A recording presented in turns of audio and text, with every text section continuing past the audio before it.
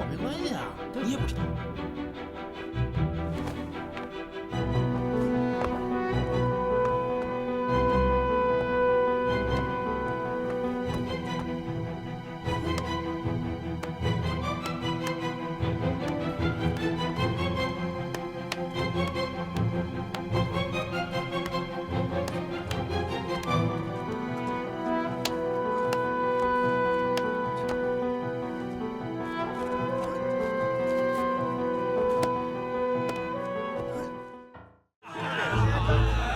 那也是我一帮兄弟啊，都是老乡。我去跟他们喝两杯，拼个高下。好，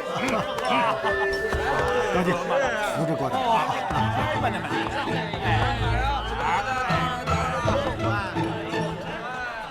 队长，叶师长来了。来，敬你一杯。云队长，冯伯伯和爸爸给你敬酒来了。啊，不敢不敢。云队长，感谢你护送老夫人林娜和文朗安全返回天津。你是英雄楷模，军人典范。希望你在天津守卫战中发挥更大的作用。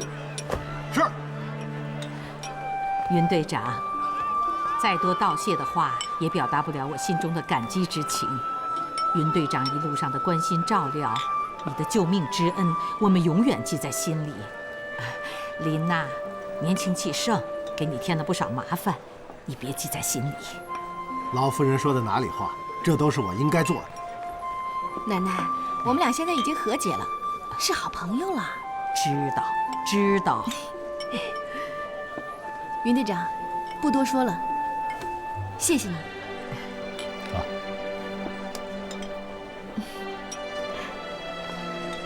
行了，快松开吧，都快粘在一块儿了。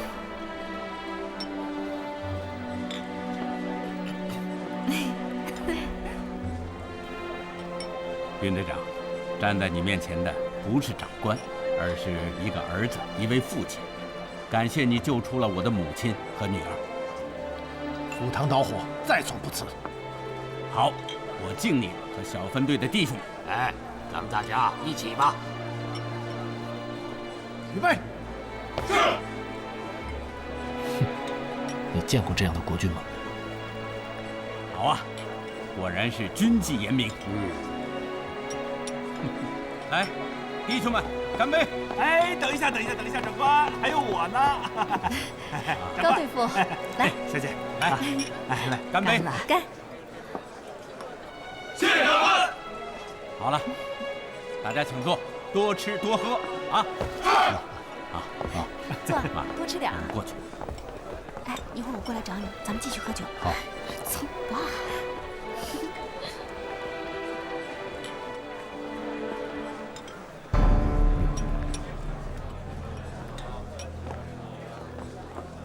来，弟兄们，接着喝。来，怎么了？瞧你们那德行，跟谁欠了800吊似的，都热烈点儿。来，弟兄们，干！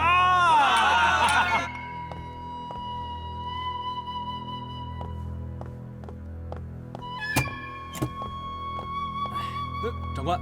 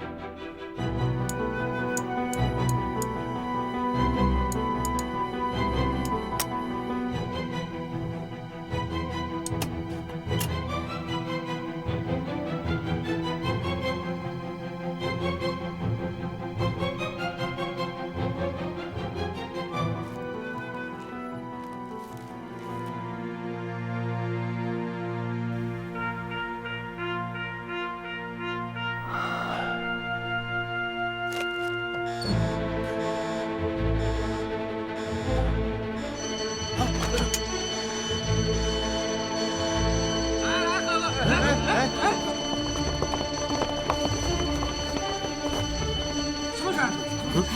怎么回事？好像是办公区那边。啊！不好，出事了！你们先别动，我去。是。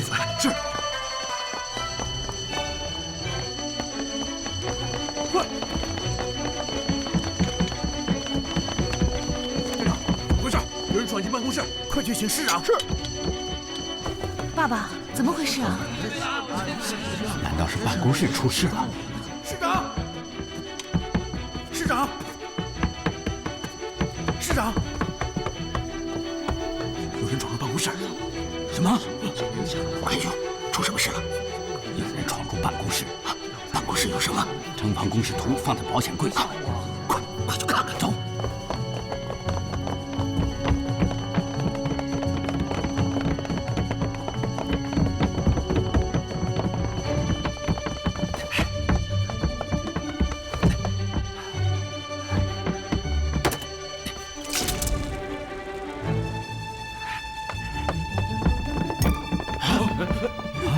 灯为什么灭了？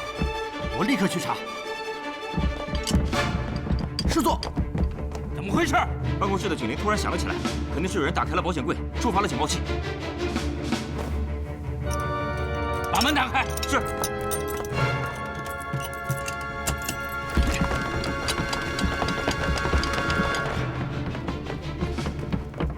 师座，来电了。开灯。是。开灯。快进去看看。是。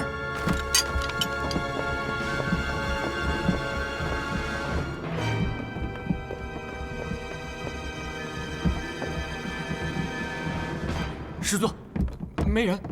什么？里面没人。保险柜呢？保险柜好好的。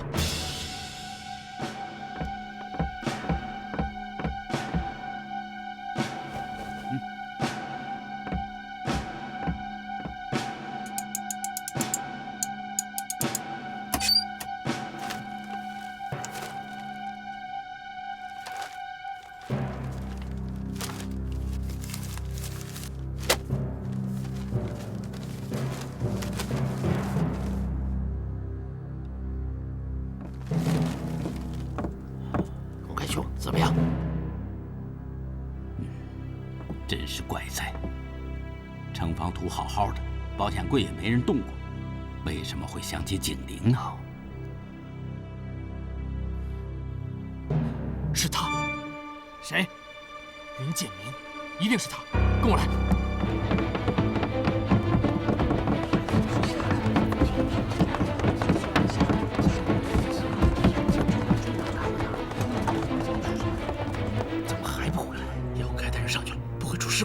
闭上你的乌鸦嘴！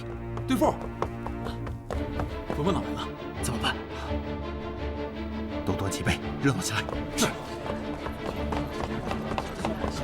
哎呀，冯三爷，别闹！来，好了，你这是干什么？大家敬冯太医一杯啊！来，不要这样，不要这样！躲开，都躲开！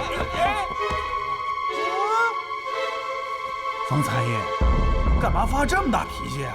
云队长呢？云队长他拉屎去了吧？他果然不在这里。我在这儿。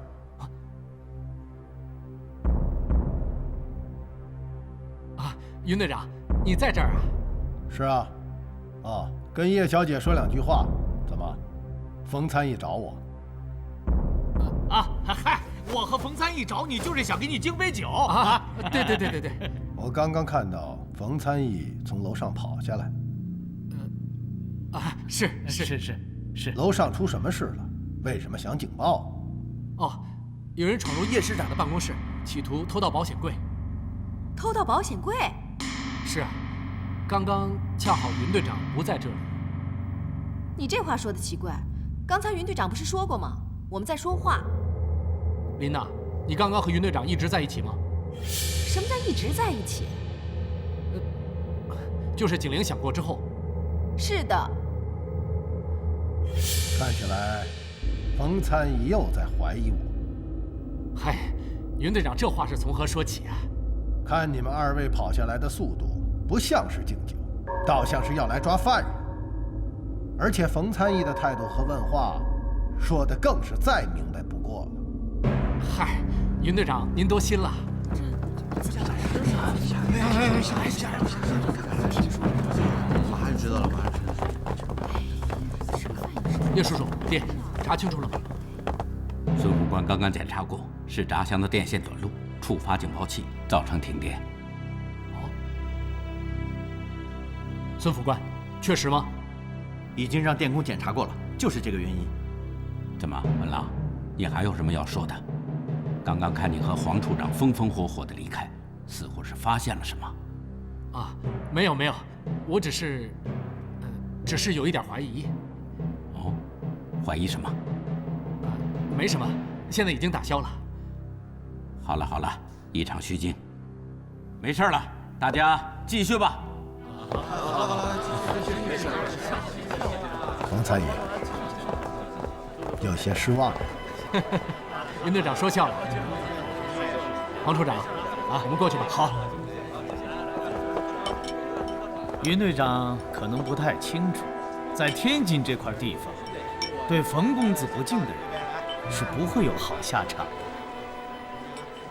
这算是危险，我是不是应该害怕？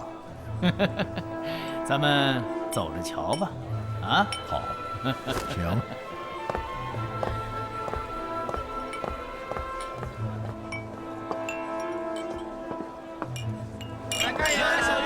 哎，弟兄们，我该帮你们。好，谢谢。看起来这次冯文朗怀疑的没错。爸爸上楼以后，我来找你，可你却不在。我解释，你会相信吗？当然。很简单，我去了厕所，他刚进门就停电了。我上完厕所以后，摸着黑走进大厅，这时候灯亮了，你恰巧碰到我从外边进来，然后冯文朗就来了。你为什么不这样解释给冯文朗听？连你都不相信，他会信吗？我并没有不相信你，我只是觉得事情过于巧合。世间的误会本就是极多的，巧合随时会发生。但愿吧。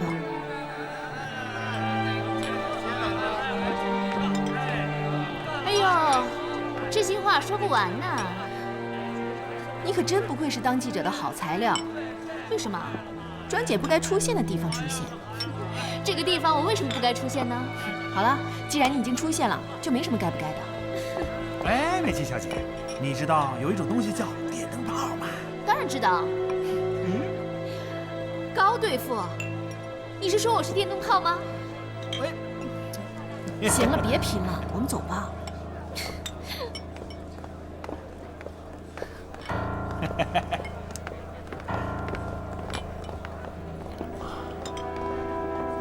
可真悬呐！怎么样，找到了吗？回屋再说。好。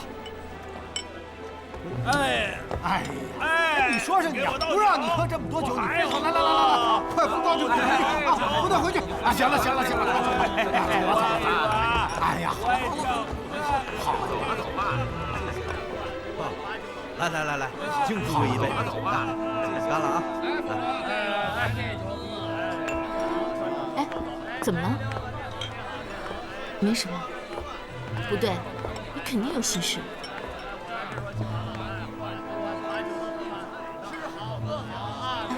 我们出去走走吧。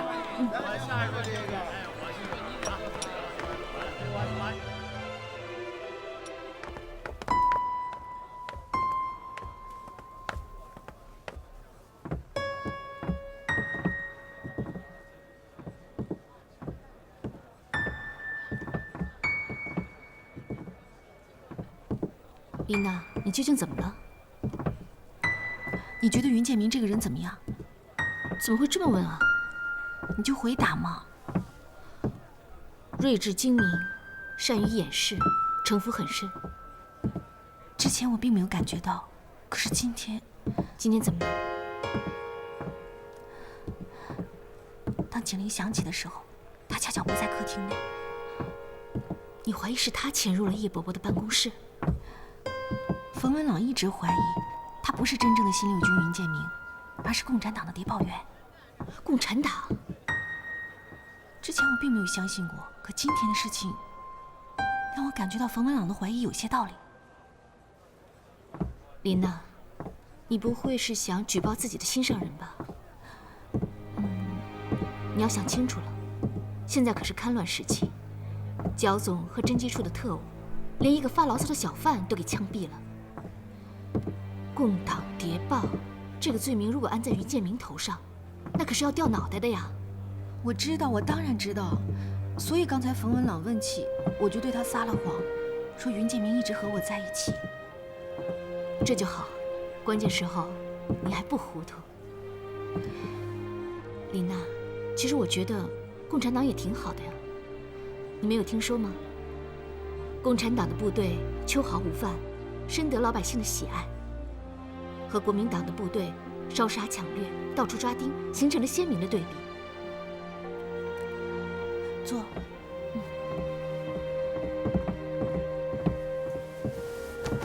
再看看你那个未婚夫冯文朗，他又是什么好东西了？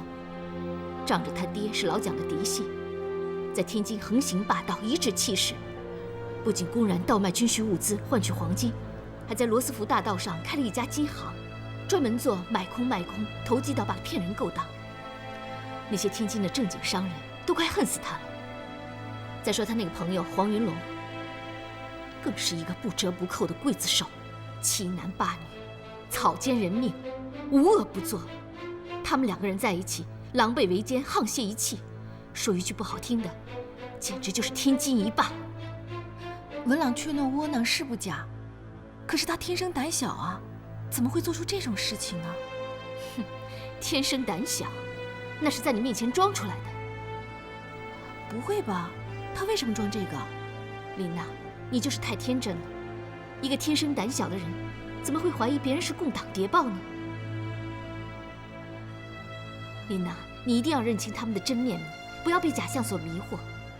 现在的国民党就是藏污纳垢之地，凶手和盗贼的冤首，毫无正义可言，让人失望透顶。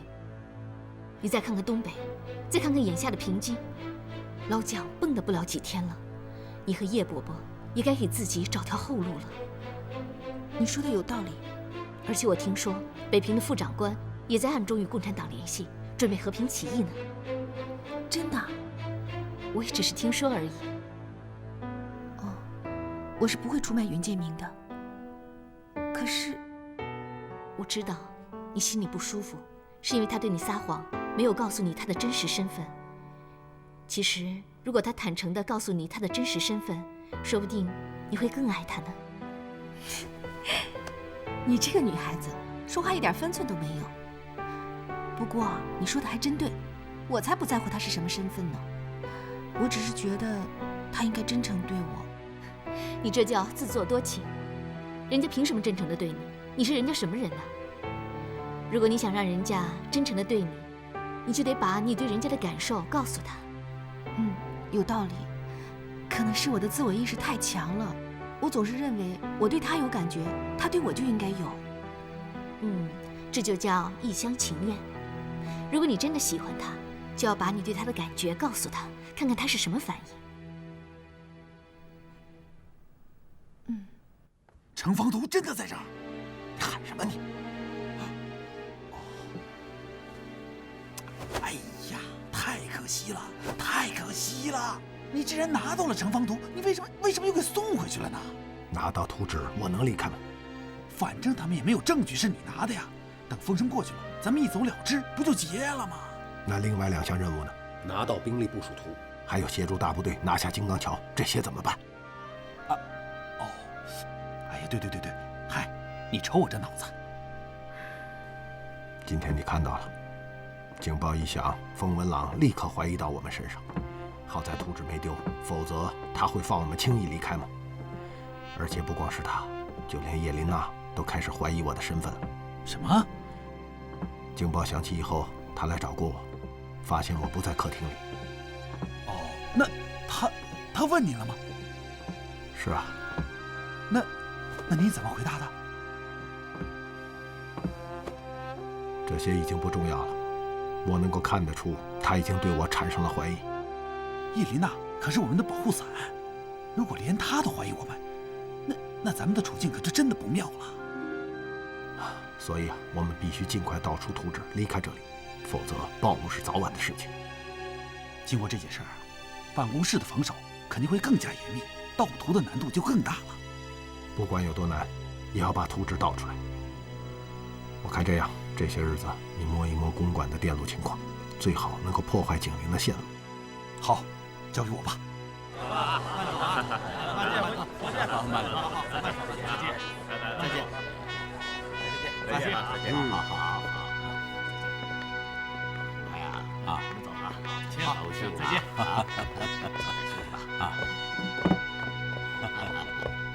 好。魏朝兄，照顾不周，请多担待啊。太客气了，非常好啊。抱歉。叶叔叔，有句话不知当讲不当讲。文朗啊，有什么话你就说吧。今天发生在办公室的事情绝对不是意外。哦，什么意思？叶叔叔不妨想一想，为什么在此之前没有发生过类似的事情？恰恰是云队长一行人住进公馆之后，才出了这样的事。你这是话里有话呀。哈，叶叔叔，你应该注意云队长这个人，他很可疑。哦，怎么可疑？我怀疑他是冒名顶替的共党谍报。有证据吗？这个现在还没有。没有证据，你凭什么这么说？目前还只是停留在怀疑阶段。但是我……好了，文朗，云队长救了老太太，救了林娜，也救了你，人应该知道感恩图报。哦，是叶叔叔。好了，等有了证据再跟我说吧。是。哎，洪开兄，请回吧。魏朝兄好走，我就不送了。告辞。走了，叶叔叔。再见。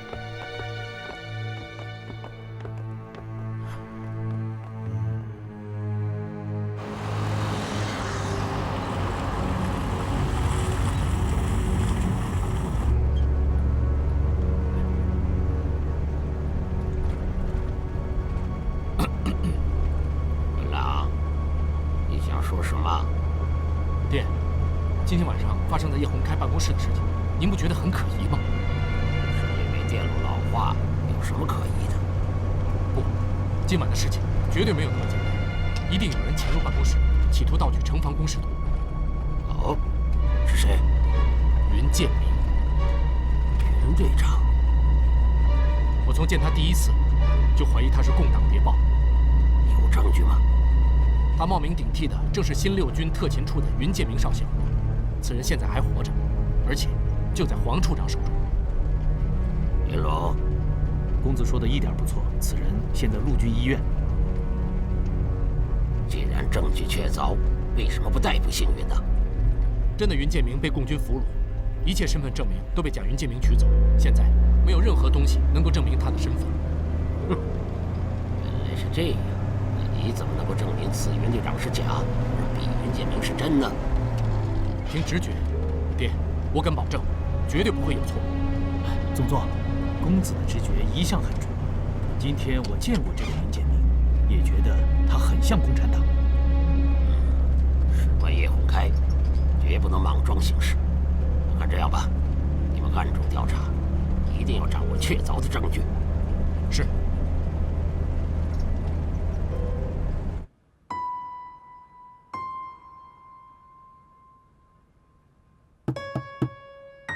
进来。云队长，小姐请你到客厅。什么事？我也不知道，她说在客厅等你。好，我马上就过去。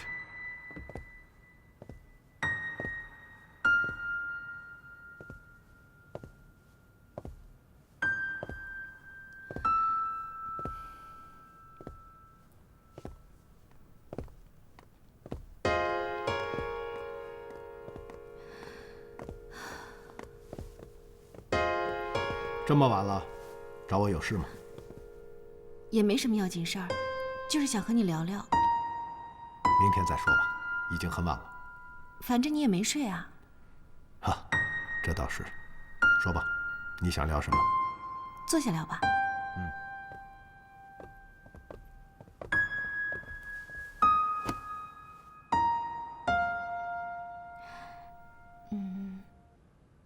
我想知道你对我的看法。看法？换一种说法吧，我想知道我在你心里是什么样子的。我可以不说吗？不可以，必须说。想听实话？那当然，奉承我的人很多，就不劳你驾了。所以我希望你说真话。聪明活泼、勇敢正直，虽然任性，却从不胡为。表面坚强，内心脆弱，容易受到伤害。做事没有原则，是非观念淡薄。换句话说，自己喜欢的人或事，不管怎么出格，都不会觉得是错的。说话刻薄，做事自我，总是无心的伤害他人。总的来说，人性一流，性格二流，脾气三流。你还一套一套的。怎么样，满意吗？我怎么说话刻薄，做事自我了？这是一个人骄傲的表现，也许你自己并没有感觉到，但别人的体会却很深。比如冯文朗。如果这样说的话，那就算是吧。其实我很少评价别人，这是你逼我的。对于你来说，这样的评价算是好的还是坏的？这是能从我口中说出的最好的话了。哦。你深更半夜把我叫来，就是为了知道我对你的评价？对我来说，这很重要。现在你已经知道了，我可以走了吗？你不想知道你在我心目中是什么样子吗？说实话，我完全不关心，这是你的事情，不需要对我说。不行，我偏要说。有时候强迫别人倾听，也是折磨人的很好的方式。你冷静镇定，从不慌乱，谨慎小心，深藏不露。你的城府极深，即使是对爱人、父母，也不会毫无保留。没有人知道你自己在想什么、做什么。你是生活在阴影中的人，不会把自己暴露在阳光下。你心如铁石，行事狠辣，不动声色就能够要了人的性命。说完了？是啊，怎么样？很准确吧？评价很低啊。哦，为什么？我都已经是生活在阴暗中的人了，还不够低吗？准确的说，你是戴着面具的人，谁都看不透你的内心。有这么悬吗？我想知道你对我隐瞒了什么，是你的身份，还是你的目的？这样的问话令人无所适从，不寒而栗，似乎灾祸马上就要降临在我头上。我是长了一张共产党的脸吗？为什么人人都怀疑我？冯文朗是这样，你也是。我不是冯文朗，其实我根本就不关心你的真实身份。刚刚你还问我隐瞒了什么，我的身份目的是什么？1秒钟以后又不关心了，这样的话我实在听不懂。刚才有一点你说的很对，我这个人没有原则，只要是自己喜欢的人，不管他是谁，不管他做了什么出格的事儿，我都会原谅，但前提是他不能骗我。这么说你明白了吗？你在说自己，这与我有什么关系？好吧，那我再说的直接一点。作为女人，我只关心你是不是真诚待我。这重要吗？对我来说是的。如果你觉得重要，我可以告诉你，我很真诚。重要的是对我。对你。也就是说，你没有对我隐瞒什么？当然。我希望你说的都是真的。不相信，为什么还要问？人有的时候就是这么矛盾，在不停地说服自己和患得患失中尝试着爱别人和被爱，甚至有时候明知道被骗，但仍然不肯相信。这与爱和被爱好像没什么关系吧？而且明知被骗还不肯相信的，那会是什么人呢？恋爱中的女人。恋爱中的女人？你说的不会是自己吧？你觉得我为什么帮你？我？你可以非常肯定地相信这一点。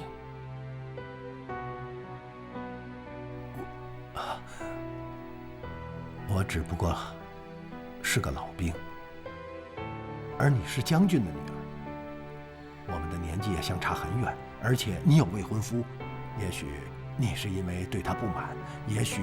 不用也许了，你认为我们是不可能的。这一点我非常肯定。你刚才有一点说得很对，我这个人很任性，从小就这样，只要是我认定的事儿，永远都不会回头。这一点爸爸知道，奶奶知道，我希望你也能够知道。哈，我知道是最没有意义的。爱是两个人的事情，完全可以各说各话。我告诉你的，并不一定是你想告诉我的。而且我坚信一点，你并不是不爱我，而是不敢爱。别让我失望。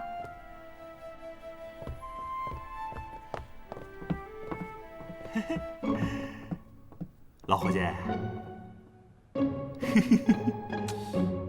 笑什么？你笑？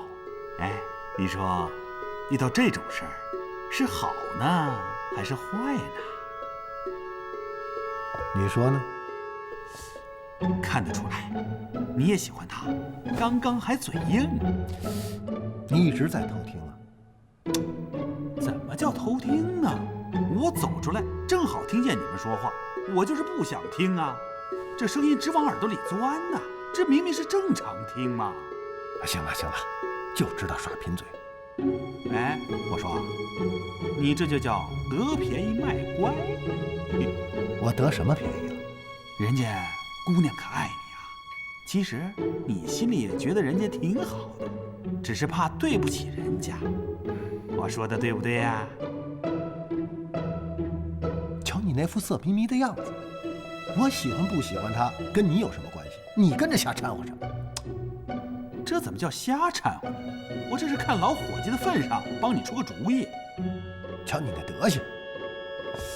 哎，你说你啊，自己脑袋上的毛都掉没了，你还给我出主意？行，赶紧回去睡觉去。那我走了啊，我可真走了啊。再者说了，你说我就是喜欢他，又能怎么样？这不是害人吗？哎哎，没听见？你这跟我说话呢？废话，这除了你还有谁呀？嗨，你这个人呢，就是嘴硬。哎，我好好的给你出主意吧，你让我回家睡觉，我要回去睡觉吧，你又犯贱让我给你出主意。哎，你说你这，你说不说你？好，说，别横眉立目的啊！我这帮你呢，你还多有理似的。哼，哎，其实也没什么不可以的。哎，干革命允许恋爱结婚的啊。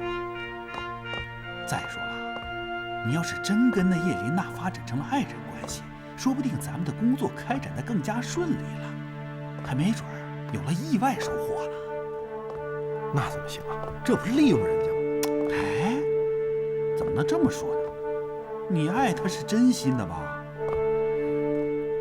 接着往下说。哎，只要你们是真心相爱，就不能说是在利用他。你说呢？这可不是小事情，我得好好想想。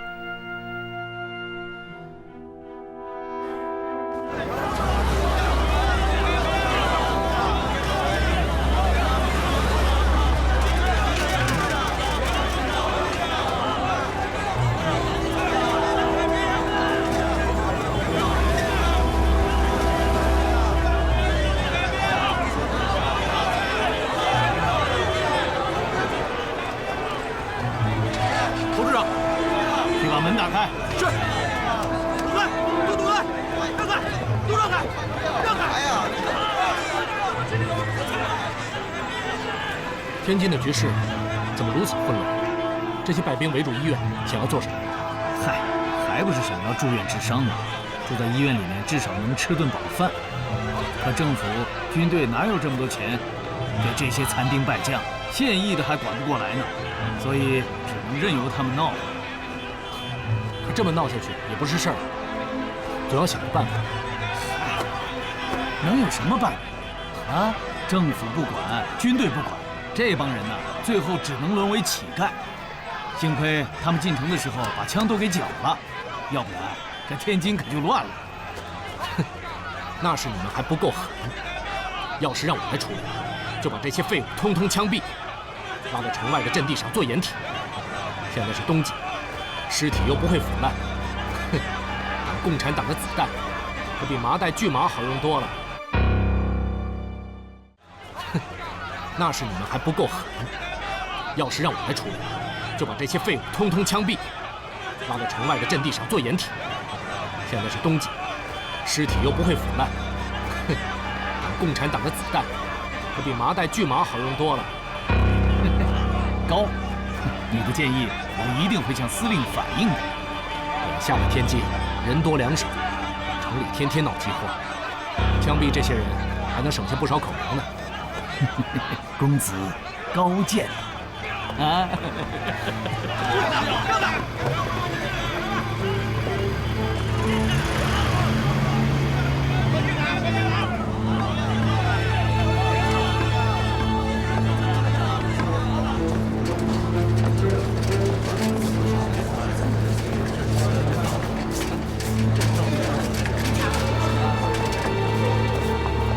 这回啊，咱们找到这个真的云建明，假云建明，就一定会被揭穿。无一失。舒总，您来了，没什么情况吧？没有，一定要严密监视。放心吧，舒总。好了，我知道了，你去吧。是。他住在哪里？在2层12号病房。这边请。嗯。这回我们就会真相大白了。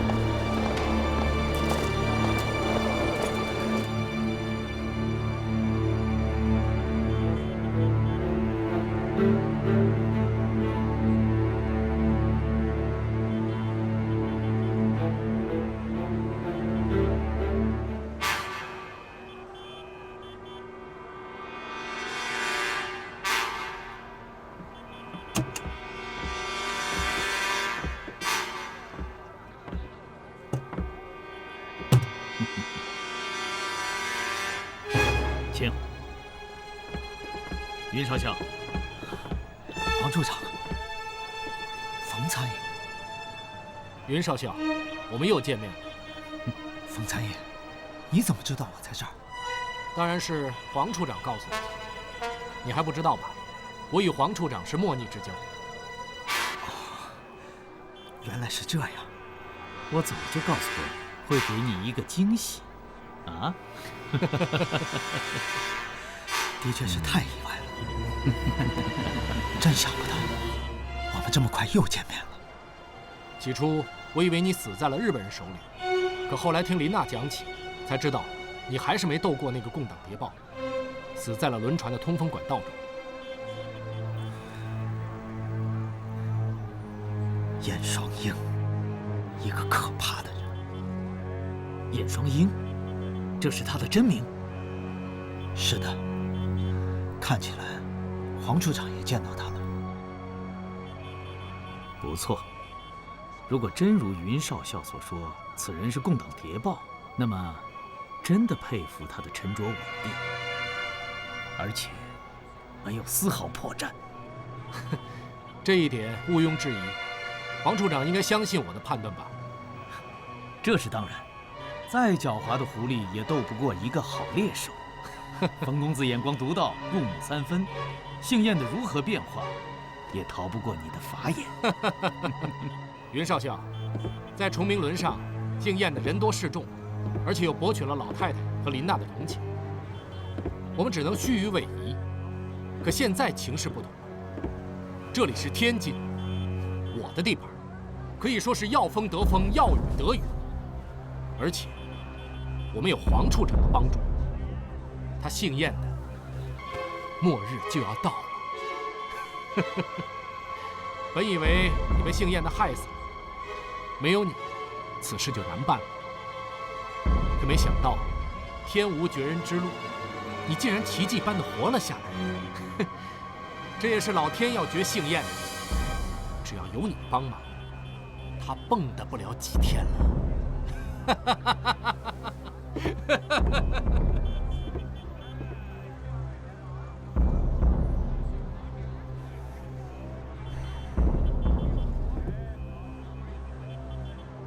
怎么，云少校似乎兴致不高啊？是不是对我们没有信心？我是对自己没有信心。哦，为什么？你是新六军特勤处的高手，不比那个共党谍报逊色。我和燕双鹰从沈阳的小楼到崇明轮上，从你死我活的争斗，到联手合作与小鬼子周旋，最后又重新走上火拼之路。一路走来，可以说是非常了解。这个人比一般人多长了一对眼睛和一双耳朵。哦，怎么讲？当你认为自己胜券在握的时候，你以为他已经毫无机会的时候，枪声在你背后响起，就像我在通风管道中，他的身体被2块木板紧紧夹住，而我又亲手捆了2道绳索。当时我满以为我的机会已经到了，以为死的人一定是他。可是事情却完全相反，我根本不知道自己是怎么倒下的。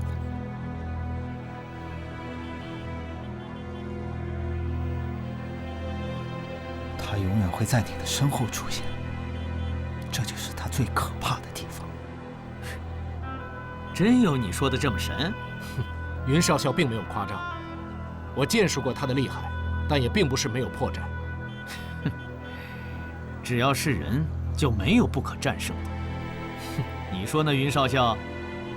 也许对你们来说是的，可对于我，对于你怎么了？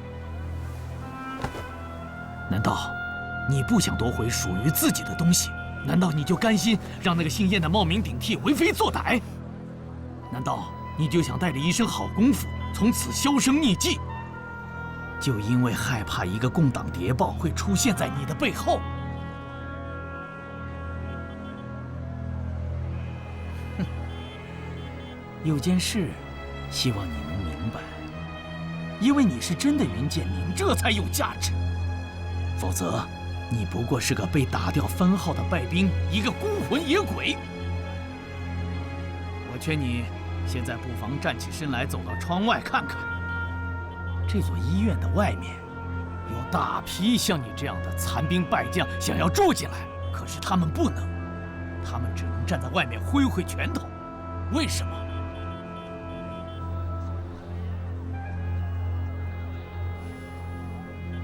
因为他们没有价值。可这些士兵是为了党国战斗而负的伤，他们应该享受这种待遇。可你看看现在的情形呢？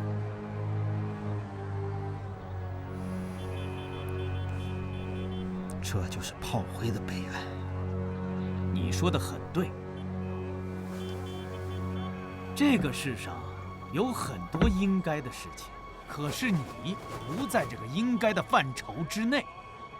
换句话说，活在这个世上，除了吃喝拉撒做个造粪的机器，看你还有没有其他的价值，否则你只能沦为炮灰。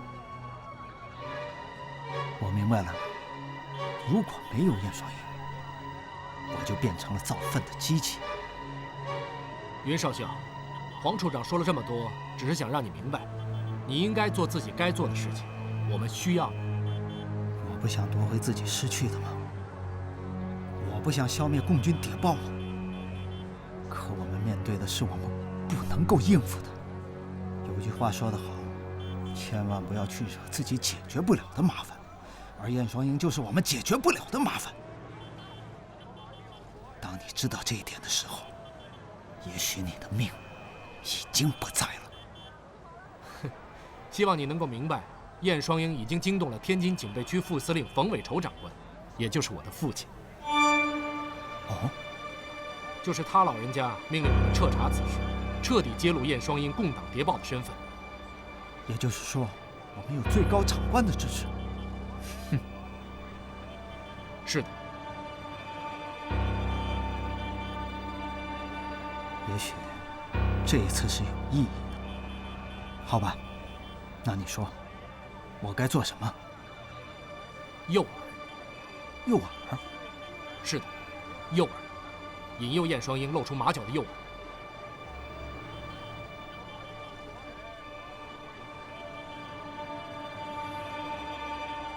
如果他真的来了，你们对付得了吗？我手下有500多名训练有素的侦缉队员，姓燕的就是个铁人，我也要把他碾成钉子。如果事情真的如此，那我就姑且把希望寄托在你们身上。我和冯公子定下了一条计策。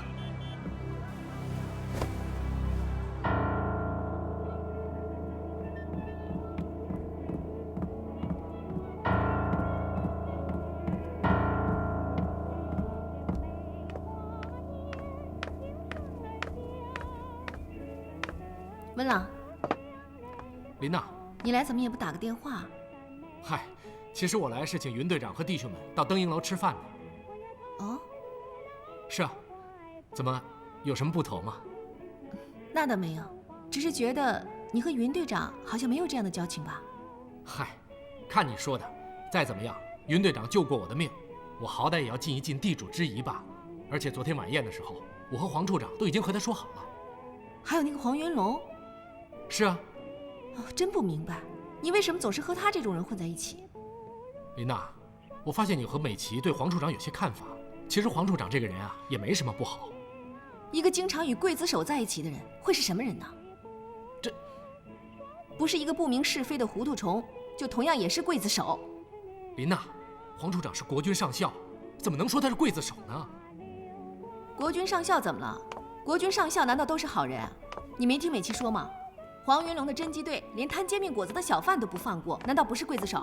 哎呀，这美琪说的话也不一定都是对的吧？好了，我们不说这个了。哎，这云队长和高队副都在吗？你要请客也不早说，他和高队副带弟兄们出去遛马路了。哦，去哪儿了？好像去了北马路。好，没关系，我派人去找他们。去大街上找他们？是啊。我怎么觉得你今天很奇怪啊？有吗？我怎么没发现？不对，这种感觉之前也曾有过，就是在崇明轮上，你跟那个贾云建明串通，准备试探云队长的时候，也是这样的表现。哎呦，林娜，你总是爱翻旧账，这话是从何说起啊？我请云队长和弟兄们，那可都是真心的。那好啊，你去找他吧。好，我马上派人到北马路去找。你看这样好不好？我们先去登营楼，在那里等他们。那好吧，你等等，我去换件衣服。好。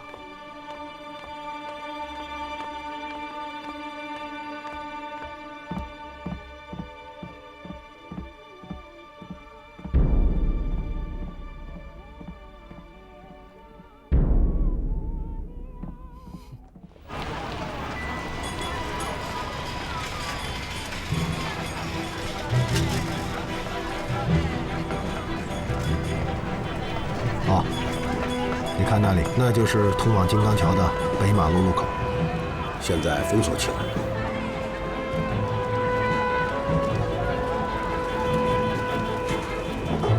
已经封锁起来了。1个月以前就封了，以路口为分界线，路北全是工事地堡，直到金刚桥。我琢磨过了，要想攻下北马路口，配合大部队拿下金刚桥，最好的办法就是在这条路上找个鼠场西园子安下。一来便于侦察火力点和地形，二来总攻开始后，能够在最短的时间内向路口发动进攻。好是好，可要在这个路段上盘下书场和戏园子，那得花多少钱呀？咱们钱的事儿你先别操心，最重要的是要有合适的地方。这倒是。哎，那个早点铺离路口最近，咱们过去坐下来仔细观察一下。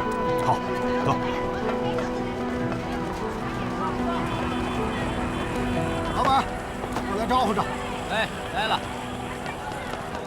老总，一人一碗锅巴菜。哎，我说几位老总，咱这是小本生意，白吃不起呀。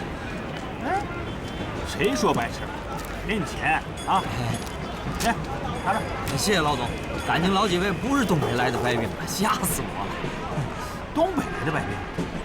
怎么了？来了白吃不说，最后还得抢点嘛走，这谁受得了啊？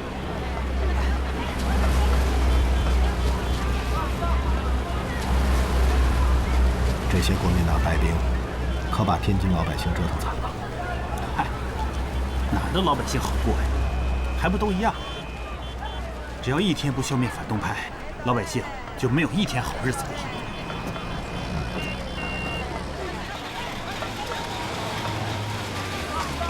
云队长！哎呀，云队长，高队副，黄处长，这么巧啊！兄弟是特意过来找你们的。哦，有意思。找我做什么？昨天怀疑我潜入叶师长办公室，今天又准备给我安个什么罪名？云队长严重了，昨天的事情确实是个误会。我和冯参议啊，心里是过意不去，这不是商量着请云队长和弟兄们到登英楼吃个饭，顺道给您赔罪嘛？啊！多谢冯参议和黄处长的好意，我看就不必了。我带弟兄们随便逛逛就行了。哎，昨天咱们不是说好了吗？再说你也答应了，这冯参议在登英楼等着呢。啊，对了，琳娜小姐也在，就是她告诉我你们在逛北马路呢。哦，我说黄处长怎么能够找到我？是啊，云队长，请你和弟兄们务必赏光啊！哦，既然如此，那就恭敬不如从命。混蛋，还站着干什么？还不请弟兄们上车？是。来，兄弟们，上车！来来来，好，走吧，上车！来，就请云队长坐兄弟的车吧。请，上车。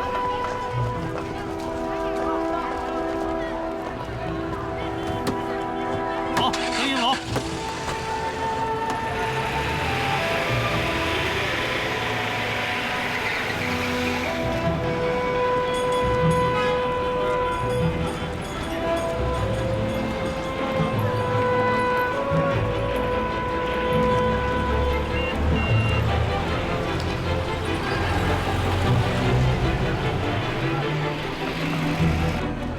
快点！是，云队长，我们很快就到了啊！处座，您今天跟作战处的刘处长约好要去陆军医院看人的。哎呀，我怎么把这么重要的事情给忘了？云队长，实在不好意思，您得陪我去趟陆军医院看个人，很快，就10分钟。好，我也是。黄处长，请便。哈，那就多谢了。走，去陆军医院。是。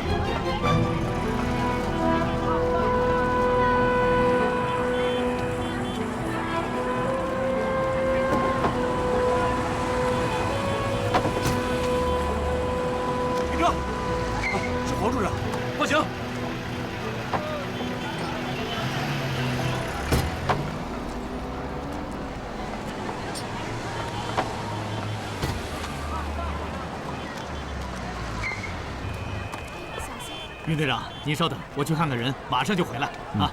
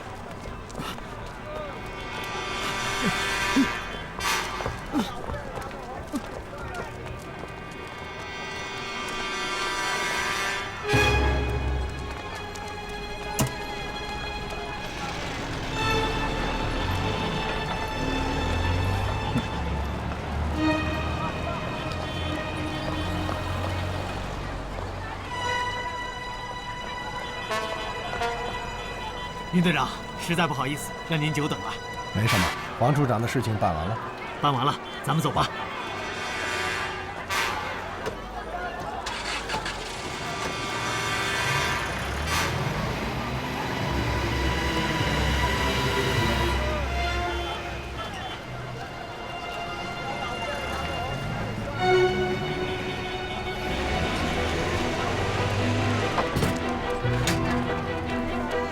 到了，老张，你在这等我。哎，放心吧，小姐，我在这等你。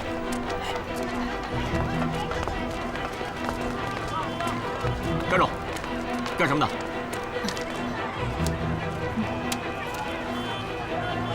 是记者。对。到医院干什么？来看一位朋友。哪个病房？2层3号病房。进去吧。谢谢。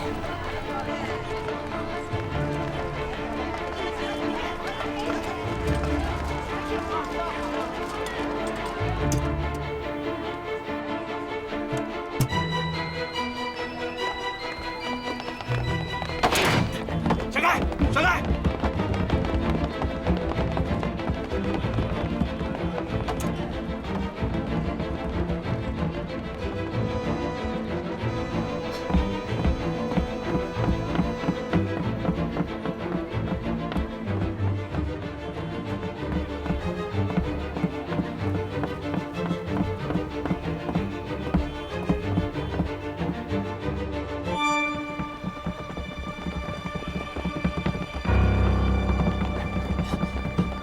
！10号，你们几个去9号，立刻行动。是。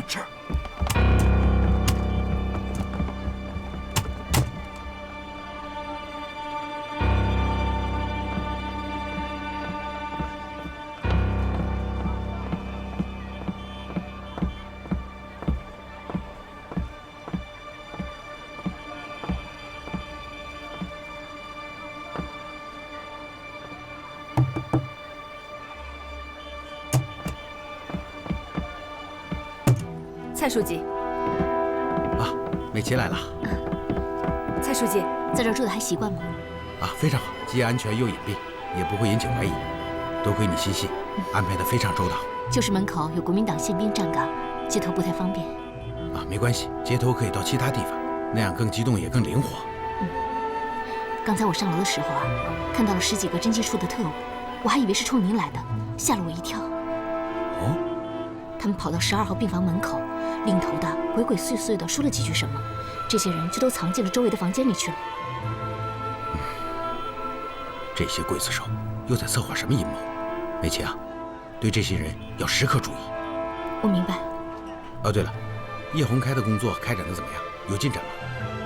叶洪开毕竟是老蒋的嫡系，总是有些畏首畏尾。倒是林娜，她似乎很想替她父亲找到一条出路。叶小姐为人正直，从不仗势欺人。虽然有些大小姐脾气，但是从大的方面来看是好的。毕竟人无完人嘛，所以要尽力争取。我明白。不要着急，欲速则不达，饭要一口口吃，事情要一步步做。一定要让叶洪开明白，顽抗到底是不会有好下场的。等我们解放军主力一到，便是摧枯拉朽，就连手握重兵的华北剿总司令傅作义都胆战心惊，更不要说一个小小的天津了。我听说傅作义早已派人与北平方面接上了头，正在进行和平解放事宜呢。哼，不管是战是降，平津都要解放，这是历史的必然，谁敢阻挡？就是螳臂挡车，必然会被历史的车轮碾得粉碎。你说的太好了，你放心吧，我一定会把话转达给林娜，通过她的口说给叶洪开听。争取叶洪开投诚固然重要，但此人是黄埔嫡系，蒋介石的学生，对蒋还是感恩戴德的，不到最后关头，恐怕很难有所动作。因此，你在工作中一定要注意，把握好分寸，不能冒进，否则，不但前面做的工作会功亏一篑，还会将自己陷入绝境。我明白。今天叫你来，是有一项重要的任务要交给你。什么任务？别急，布置任务前，先告诉你一个好消息。好消息？我们的主力大军已经派一支侦察小分队打入了天津。真的？瞧你高兴的，都忘了这是什么地方了。蔡书记，你说的是真的？大军派人来了？是真的，来的是咱们东北野战军的英雄部队一纵，侦察分队是由一纵特务营选拔出来的尖刀战士组成，队长是咱们东北野战军的侦察英雄、战斗英雄，名字叫燕双鹰。燕双鹰，今天叫你来就是为了他们。为了他们？他们就在你身边。啊，在我身边？最近有一支新6军高级步兵组成的小分队住进了叶洪开公馆。云建明、高进，看来你们已经见过面了。啊，怪不得，他们看起来那么与众不同，完全不像国民党的乌合之众。燕双鹰同志此次受纵队领导委派，乔装改扮成新6军特训处的国民党少校云建明，打入敌人内部，任务就是盗取叶洪开手中的城防工事图和段志宏手中的兵力部署和作战方案。原来真的是他。什么意思？在叶洪开的家宴上，我想燕双鹰他已经动手了。哦，我想应该是他。当时宴席正在进行当中，突然2层叶洪开办公室的警铃响了起来，然后就停电了，说有人闯入叶洪开办公室。过了一会儿呢，电又来了，叶洪开从2楼走下来，说是办公室内并没有人。警卫副官说是因为电路老化，不是人为造成的。可是林娜却在怀疑是燕营长所为。怎么，叶琳娜怀疑燕营长？她虽然怀疑，但绝不可能揭破这件事情，因为燕琳娜已经爱上了燕双鹰。你一定说服叶琳娜，保护好燕营长。你放心，我一定会竭尽全力。实在不行，就通知他们马上撤离。这就是你的新任务，配合大军同志，搞到城防图和部署图以及作战计划。可是蔡书记，您知道，城防工事图在叶洪开手里，这还好办一些，兵力部署和作战方案可就不一样了。是啊，我已经将困难告诉了燕营长，但他很坚决，一定要完成任务，因此我们要全力配合。我明白了。回去以后找机会和燕双鹰接触，使用我们接头用的暗号，这样他就不会怀疑你的身份了。是。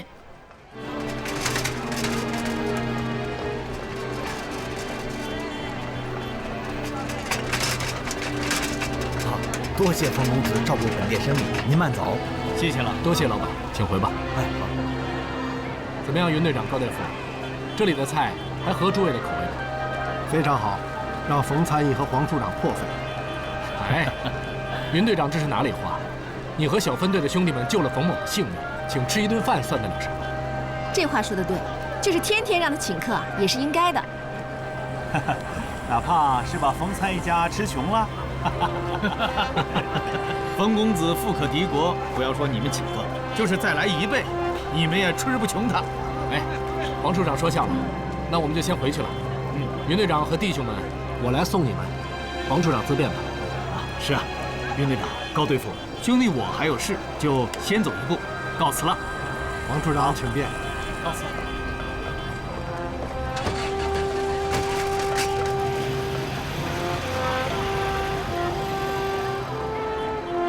云队长，您坐我的车，高队副领着兄弟们还是乘坐原车，我送诸位回公馆。好，那就有劳了。云队长，请。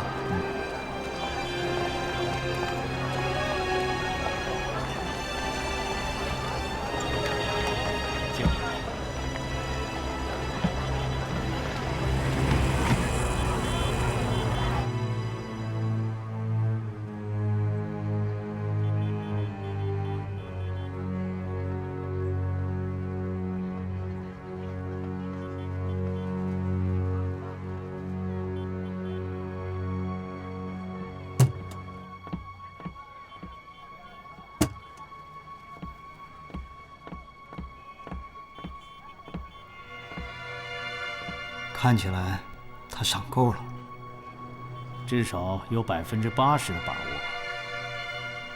接下来，你想怎么办？只要他敢来，就已经落入了我们的包围圈。周围所有的病房里都安插了人手，只要他进门，立刻会被包围。就是上午来的那10几个人。正是，难道还不够吗？你笑什么？看起来，那些人是你手下的得力干将。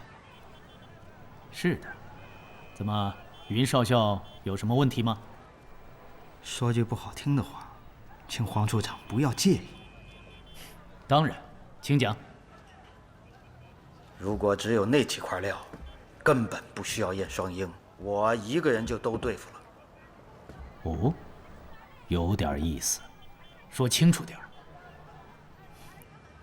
如果你的能力仅限于此，那么我只能告诉你，也许你很行，但是我不行，并且不能陪着你白白送掉性命。我费尽千辛万苦，几乎丧命，才从燕双鹰的手中逃脱。我不会就这么轻易的送回去的。哼，你要明白，是我救了你的命。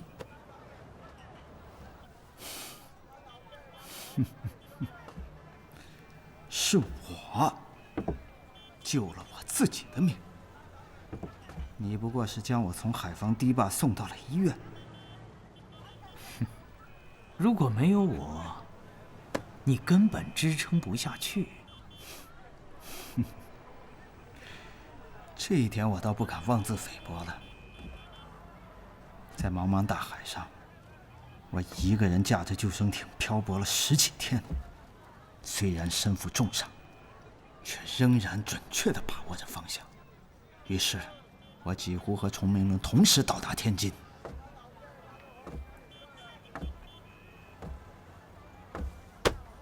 这一点我说的没错吧？是的。因此，即使你没救我，我也仍然能够活下来。你告诉我这些，究竟想要干什么？我想告诉你的是，要想对付燕双鹰，就要付出10分的力气，否则，结果只有一个，就是死亡。你的意思是，燕双鹰能够杀掉我所有的特务？我刚刚说过，不需要燕双鹰，我就可以办到。哼，既然你这么厉害，为什么会落得如此下场？那是因为我遇到了燕双鹰。换句话说，我遇到了最厉害的了。如果换成是你，已经死了10次了。改日我真想领教领教。等杀掉燕双鹰以后吧。好，说吧，你想要多少人？多多益善，发挥自己最大的能量，这样我们才能够成功。好，我会命令侦缉队尽快赶来，支援陆军医院。这种态度很积极，也很主动，让我看到了胜利的曙光。哦，对了，冯参议呢？哦，他和姓燕的在一起，他要最后再加一把柴。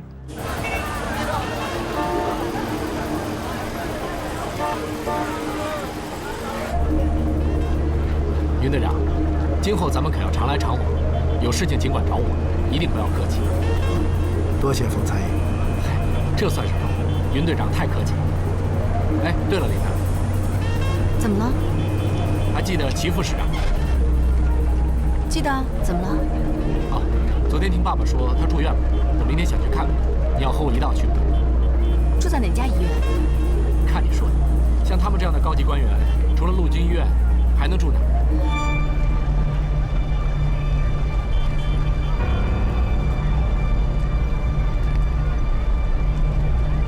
齐副市长帮过我很多忙，我和你一起去。哼，那太好了。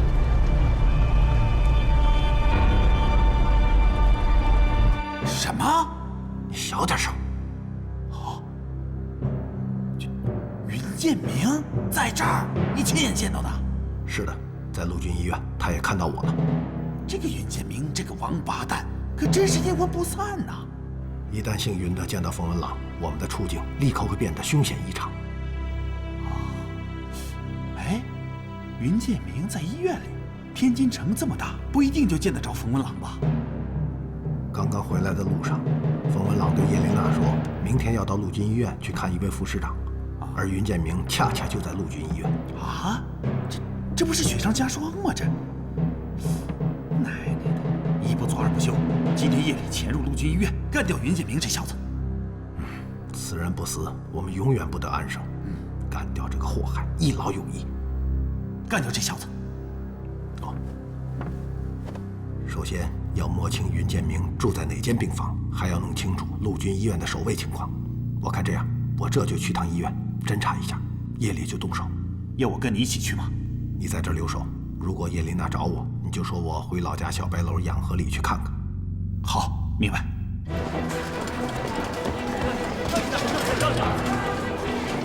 这样。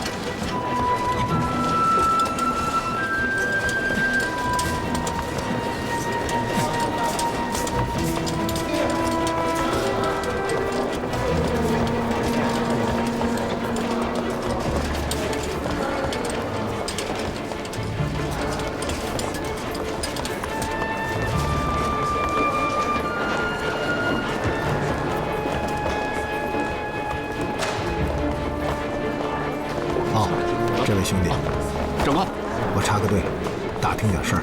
长官讲。护士小姐，请问探视病人在哪个窗口登记？知道病人住哪个房间吗？哦，就是不知道。1层左侧楼道住院部办公室。哦，谢谢啊。请。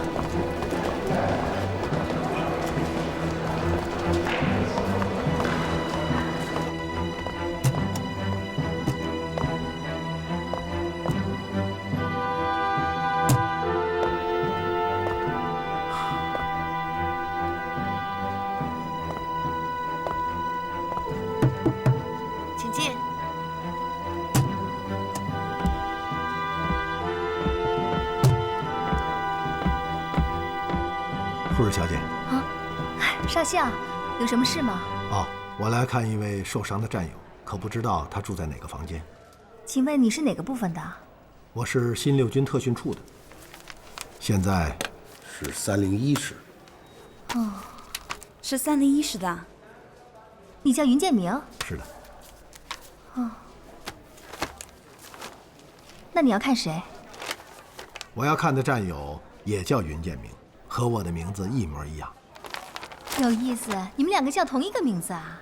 哈，也许我们的父母是为了图省事儿吧。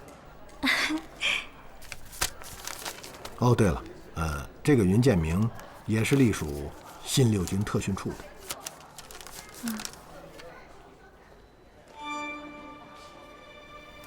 2层12号病房。好，谢谢。不客气。